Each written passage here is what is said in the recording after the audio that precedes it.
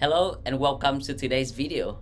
If you're sourcing or exporting goods from Vietnam, you've probably come across terms like FOB, CIF, or exports. But what do these terms mean and how do they affect your business? In this video, I will break down the most commonly used Incoterms in the context of exports from Vietnam and explain how they impact shipping, costs, and responsibilities. Let's dive in.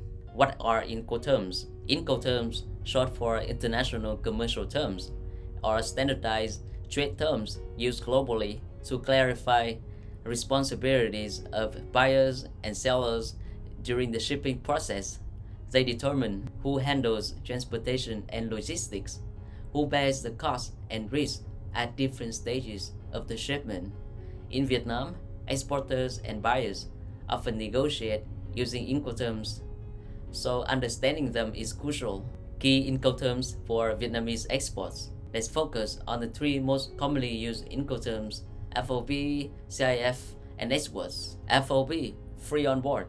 Under FOB, the seller handles everything up until the goods are loaded onto the ship. The buyer takes over responsibility and cost once the goods are on board. This is one of the most common terms used in Vietnam for sea freight. For example, if you're buying goods at Ho Chi Minh Port, the seller pays for transportation to the port, custom clearance, and loading onto the ship. From there, it's your responsibility. Why it's popular? Buyers like FOB because they can choose their own shipping company for the sea freight. CIF, cost, insurance, and freight. Under CIF, the seller handles transportation, insurance, and freight up to the destination port. The buyer takes over only when the goods reach the port in their country. Why it's useful?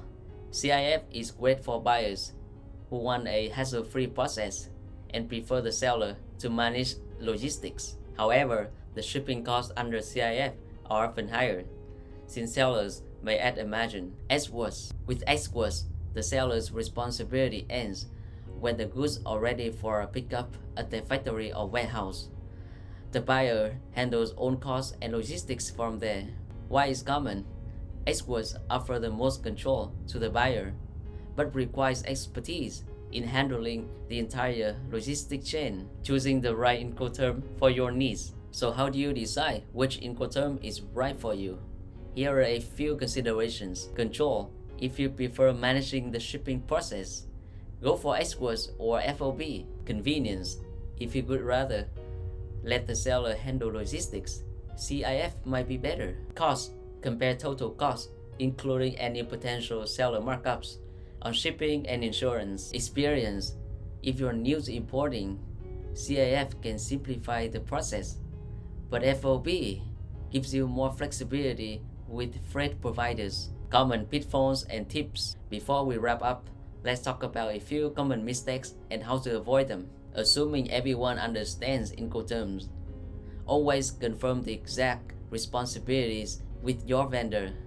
Misunderstandings can lead to unexpected costs. Not factoring in additional costs.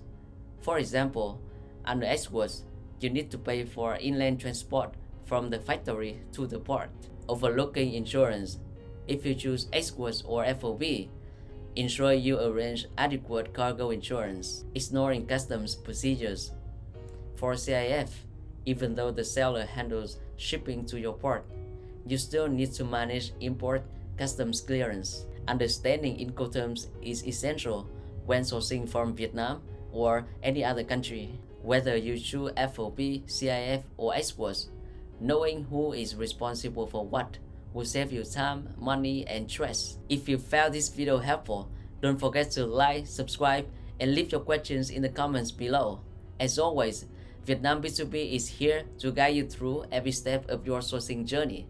Thanks for watching. I will see you in the next video.